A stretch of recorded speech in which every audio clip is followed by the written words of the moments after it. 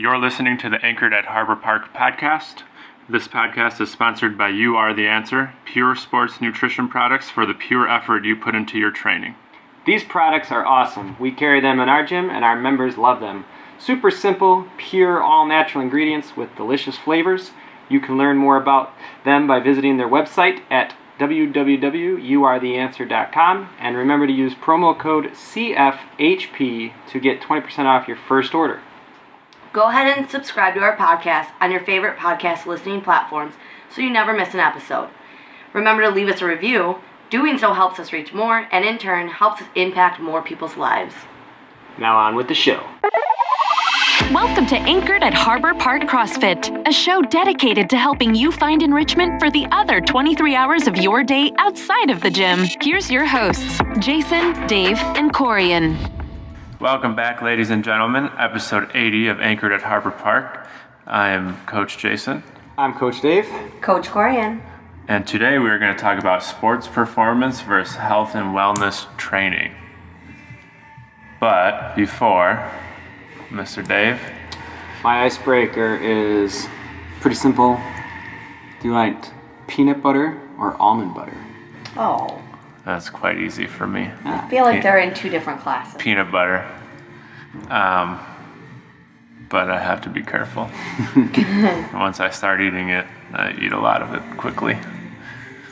I like them both. I use them for different things. I like almond butter a lot more when I'm baking and putting it in things. But I don't know. I'll eat both on rice cakes or on stuff or I mean, I'll eat both, but peanut butter all the way. Crunchy or smooth? I like smooth. I do too. There's something about, and I'm sure it's like the artificialness of it. Is that a word? Yeah. But something about the creaminess. I don't know. I like the texture of.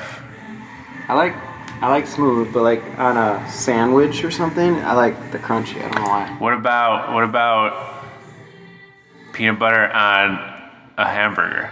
You ever had it? Yeah, Dave's good. done that. That's Yeah, good. It's good. The other You thing, wouldn't think it's good. going back to crunchy, is you can make like a Thai peanut sauce with crunchy peanut butter, I've and done that before. that's really good too.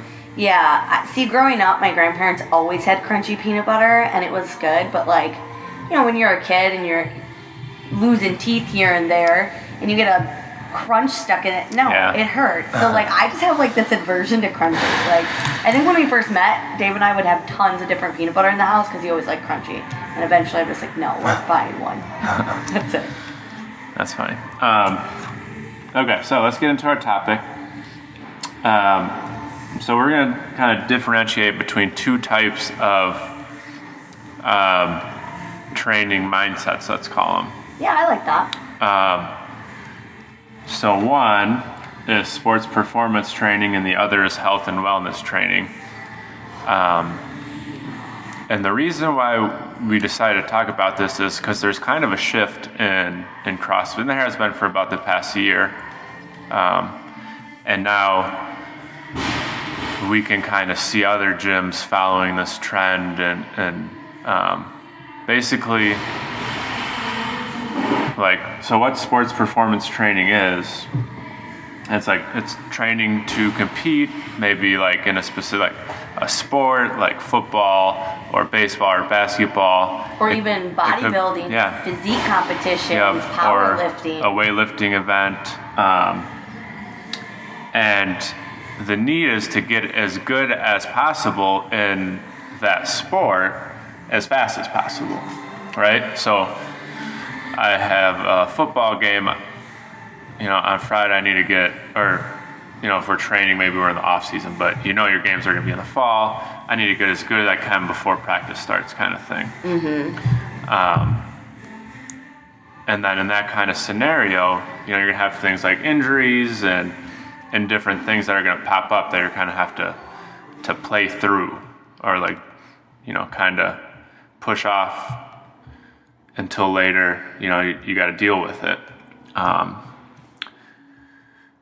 The other side of the token is health and wellness training, which is there's no set event.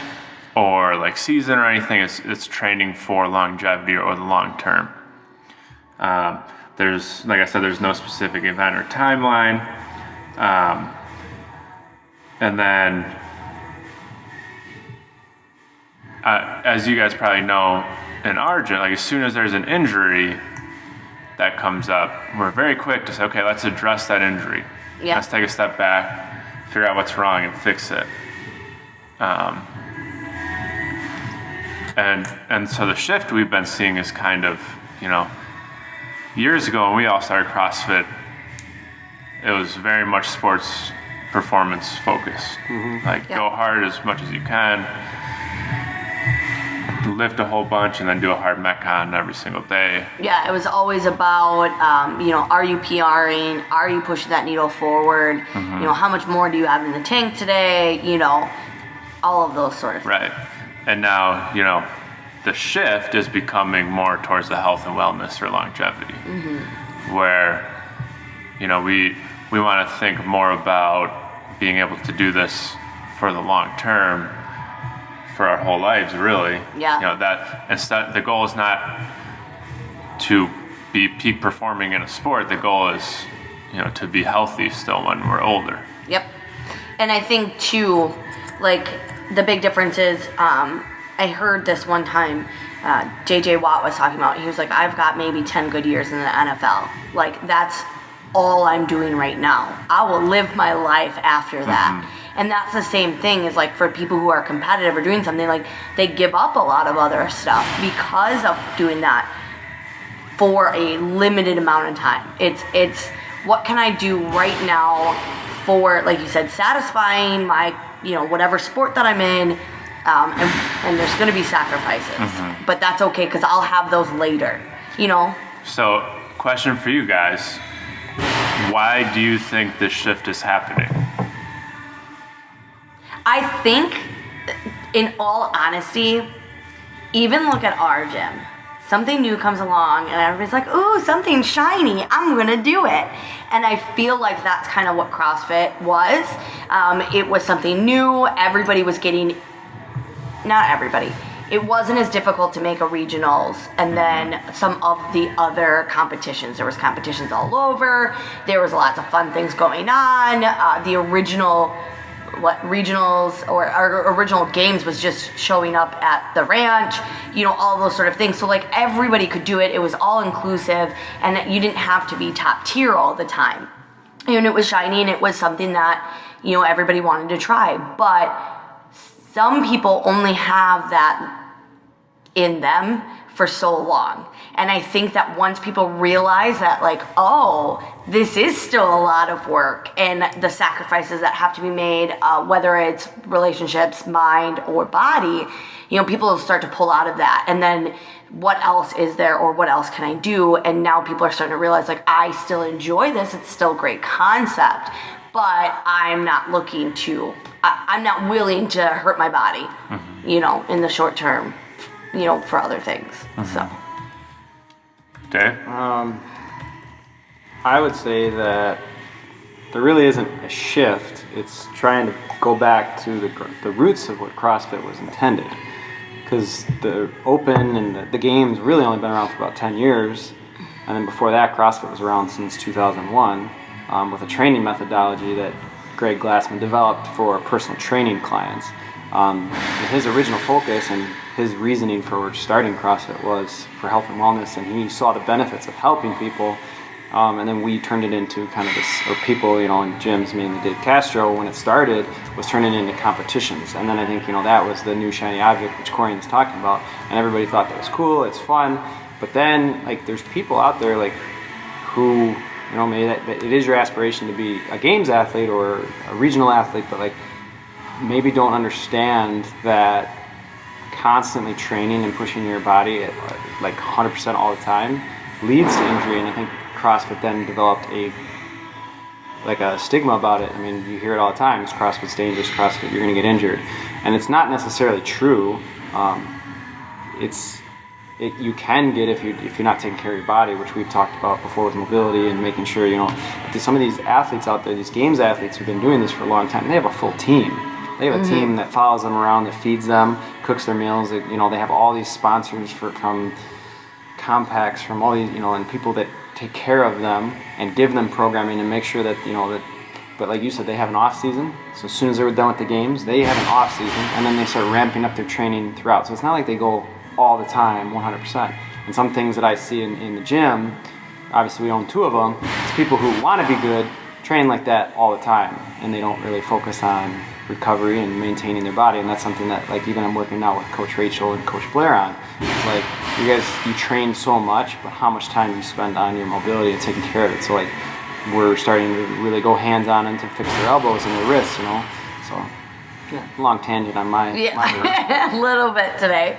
But you're right. I think that we forget that CrossFit was around for quite a bit before the sport of CrossFit came in, and doing the consults and meeting with people. I always explain that to them. I'm like, there is kind of 2 different pathways to go down, and one is the sport of CrossFit and one is the health. And what we do, which we've talked about on numerous occasions, is the health and long-term aspect of CrossFit. And I think that you're right, Dave. I think people just forget that was there long before the sport. And so maybe we are just getting back to what the roots are, because that's what CrossFit is pushing to. Is they're trying to change their image, and they're trying to change what they're showcasing, Yeah, I mean, Glassman is the one who went back to it and just realized that we were pushing too much of the sport of fitness, and it wasn't then hitting the people that he really wanted to. And I mean, all businesses models do it. You refocus and you're like, is this really what I want? And I think he hit that point and he was like, it's cool, but this isn't what I want in my brand. I think it's also important to, while we're looking back, like when it first started, it was the early adopters who tend to be a lot more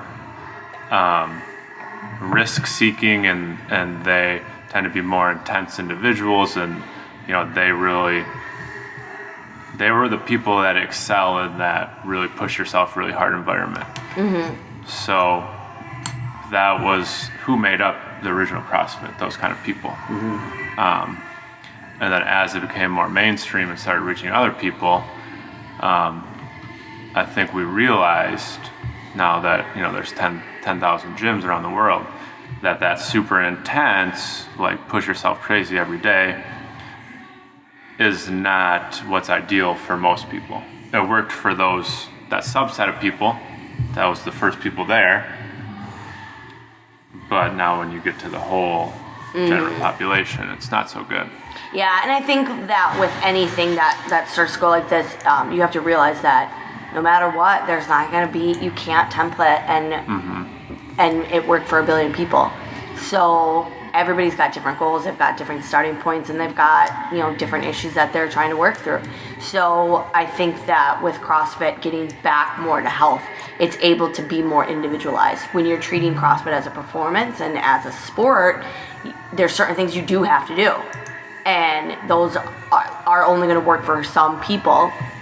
The people who want, obviously, the sport of CrossFit. Whereas, like, with us, with the health and wellness aspect, we can modify, we can change, and we tell people, it's about perceived exertion, and it's what's heavy for you today, and listening to your body, and mobility, and all the other things that go along with being healthy and having, like, an overall well-balance. Mm-hmm. And I think you have more fluidness with it. Right. That way. That's a good point. What you said about kind of like going by feel, because say I'm programming for someone who's a competitive athlete, I'm going to give them exactly, say we're back squatting, exactly the number of weight I want you to lift for each set. Yep. It doesn't matter if you're tired or sore, that's what you need to hit to progress on the track that we have for you. Conversely, and that can be hard on your body, it can be very hard mentally too. Mm-hmm. If you don't hit those numbers, then you feel like you messed up, and then there's that whole side of things. Yep. Conversely, when you're training for just health and wellness, okay, my body's not feeling great today. I don't have any pressure to hit these very hard numbers. Like you said, kind of take it a little bit easier, feel good, move well. Mm-hmm. And there will be some days that you're like, oh shit, that was a PR, like, and it was easy, and because you're listening to your body and your central nervous system isn't taxed and all these things, and you're just doing what your body's capable of for that day. Because like you said, with health and wellness, there's no timetable. So you could just take it as is. Where sport, like you said, like, I need to hit these numbers because I need to get a certain, percentage better so I can move on my next cycle, or I might have a meet, or, whatever it is that you're trying to do. And another thing that I find interesting is, because, we've kind of made this shift. When we started in 2015, we all kind of wanted to compete and, work out 2 hours a day. And a lot of our members did. And then over the years, we found like we had these members who would come in and they do great, and all of a sudden they burn out and we never see them again. And I think that's because, you start not doing as good as you expect yourself to, you get discouraged, and then you just kind of give up. Versus now we have members who their goal is just to come. Like, that's all it is. Once they get here, they don't really honestly care what happens, and their results are fantastic. Like their weight, like they have more weight loss type goals, but they're super happy about everything, and it's not as stressful coming. It's they don't put all this pressure on themselves. Yeah, and we have definitely gotten rid of the whole. Like, there are members who really focus on we have the 3 tracks: performance, fitness, and wellness. And there are people who have goals and like want to try going for performance that day, depending on the workout, which is awesome because you want to push yourself. But it's never like I did performance, so I'm better than you, or RX plus, or RX put. You know what I mean? Like, you don't see that as much. So it's just kind of like you do your workout, and there's plenty of people who follow the wellness track and I think enjoy that. And it's like, as long as you're getting the greatest workout and you're feeling great about it, like, putting RX next to your name. I mean, if that's important to you, that's awesome.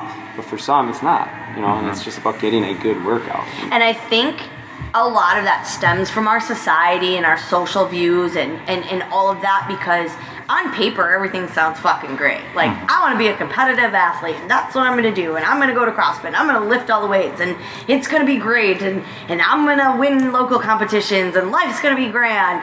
And then you get into it, and you're like, oh, things hurt. I'm tired. I have to meal prep. I have to spend time away from my family.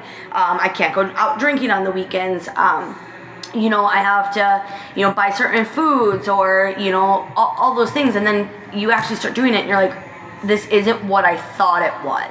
And I think that's a big difference too, is I think that nowadays a lot of people are getting into CrossFit because they did see the competitive games athletes for so long, and they're like, that looks awesome. And then they actually tried it and they're like, oh, well, hell, that's not what I saw. No, it's actually hard. And like Dave said, people don't realize that they have off seasons and that they've got this crew of people to help keep them healthy and all of those things. Whereas as like a wellness track is much more comprehensible, I think, for people. I think that it's a lot more sustainable, obviously, and so people don't feel so overwhelmed with it. Whereas like when people get into sport, it's like it's 100% or it's nothing. Right. One of my favorite things is seeing someone who normally does RX and totally can do a wellness track just because they're not feeling great. Yes. On a day.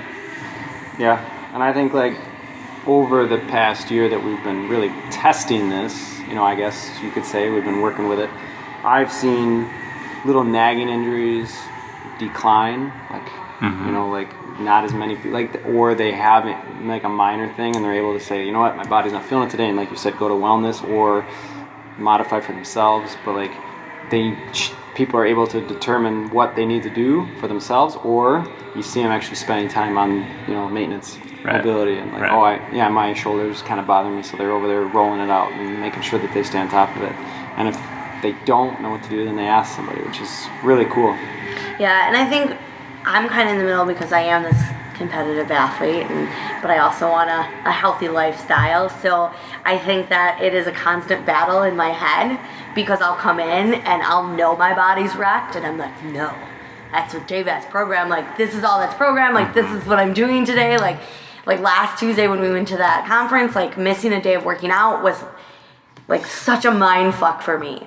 But I'm also realizing that like the expectations that I have and the expectations that about life and day are just, they don't have to be this thing over here. And it's just me making them that way. And I think by us giving the idea of wellness and fitness and performance, and I even tell people all the time, like, I don't even care if you don't do the workout and you just want to come in and ride the bike. Like, that's fine. Like, do whatever you are feeling that day. And like today, I was not feeling it. I thought having a weekend to relax, I would feel better, but I don't know, maybe 20.2 wrecked me more than I thought. And I mean, I didn't push my workout today. I did it, but I'm not frustrated over it. It just is what it is. See, it's interesting because I'm the opposite of you, where, you know, So many levels we are. I totally got into CrossFit because like what I loved about it was the competing. And now, like, specifically with the open rolling around, you know, I got injured about 2 years ago. I've gotten much better. I got to like 95% healed, and I'm like, okay, now I can start training hard again. And then my back stopped improving. And now it's like this back and forth in my head, like, okay, like, why do you need to train hard when you're, like, I can't do a season D, like I can't kip because my back's not healthy enough. Because that's, I don't know, like, what are people gonna, or like, what are people gonna think about if I scale a workout and like stupid things like that. So like in 20.2, instead of doing toasted bar, I just did scaled leg raises. I had zero back pain. Good. Which is going to promote my longevity. Yep, and that's what it's all about. Yeah, there's no reason to pursue. Still got a great workout. I mean, I didn't RX the open workout, but you know, I'm also not even signed up for it. Yeah. And that's like me. I did it with Mike and Dustin on Friday. We did it in the afternoon. I wanted to do it with them because they can't make Friday Night Lights with their schedules. So I was like, you know, I'll do this one with you guys because you guys can't make it. So you guys always work together. But like, I'll give you somebody else to work out with. Plus, I wanted to be there just to be around people at in the Friday Night Lights instead of focusing on my workout. So I did it with them, and you know, they're going. They blew me out of the water, and then they looked at me and they're like, "Why did you only get like? I think I got like 12. I think 12 rounds. I don't know. I don't even really remember, but I was like, I was just moving for 20 minutes. Like, I did it RX'd, but my point was just to like mentally was like, okay, don't stop on the toes to bar. Don't ever split up the thrusters because there's only 4 of them, and just, you know, have a good workout. And like, there was no pressure because I'm not registered either.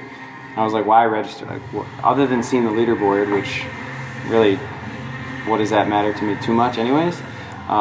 More of an ego thing to be like, oh, I'm 3,000 in the region or whatever, you know what I mean? But like, I was like, I just want a good workout. So it was just 20 minutes of workout. And I think that's just like what we were talking about. It comes down to these expectations and these ideas of what it's supposed to look like. Yeah. And I think that that's the difference between sport versus health. In sport, we know what it's supposed to look like. There is a clear and definitive answer. You're on the podium, you're PRing, you're, you know, top. That's what it's supposed to be. Let's go back. So talking about Mike Preston, he could totally RX some of these workouts. Yeah.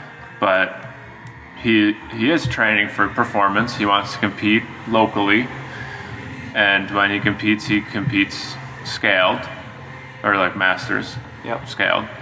So he said, I'm going to do all the open workouts scaled to see how I stack up in this pool of scaled people. Yeah. So perfect. There's nothing wrong with that. No. It's great. Yeah. You know, he knows what it's supposed to look like for him, and he wants to see how he is on that. Yeah, that field. Exactly. And so there's a definitive path there. And we just might not always know what that entails for laying that path. Like, we understand what that path is supposed to look like. We just don't understand how it gets built. Right. And that's where the issues become.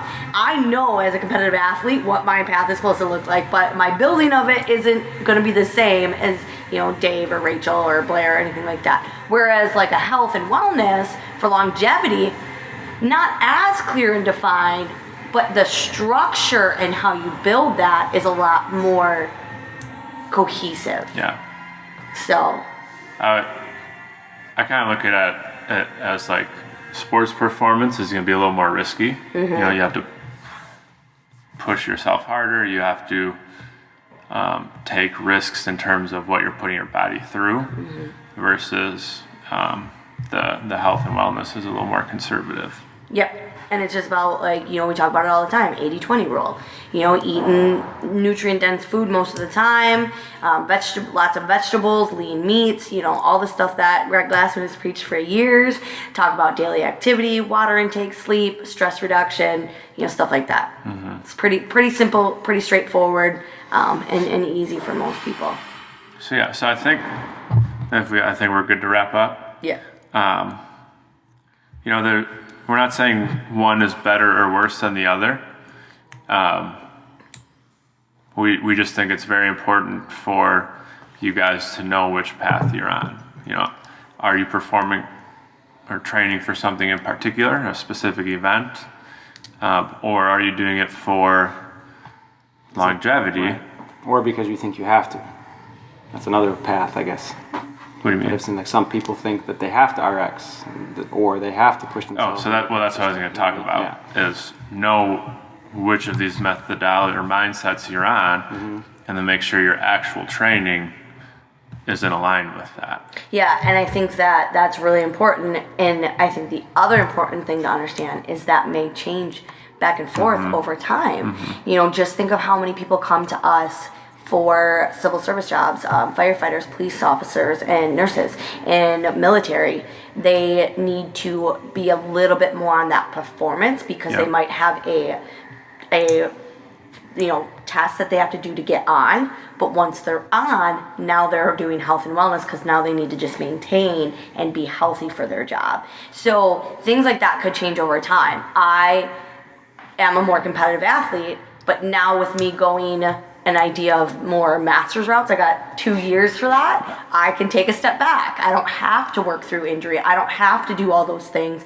that if I was trying to make a sanctionals this year, I would be doing. So knowing that which path that you're on, and then like Jason said, aligning yourself and your actions with that path, but understanding that you should always reevaluate because it might change. Right.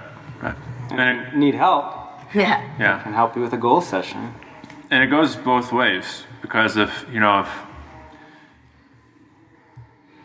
pressuring yourself about like, oh, I have to RX today, and oh, I have to, like, say we're doing a benchmark, I have to beat my old score, but you know in your head, like, maybe you've been beat up, or, you know, it's just not, it hasn't been a priority because you're doing more of the health and wellness. You don't have to beat yourself up about that. It's okay. It's life. Versus, you know, if you do have these goals and you're only putting in 50% of the required work, like, don't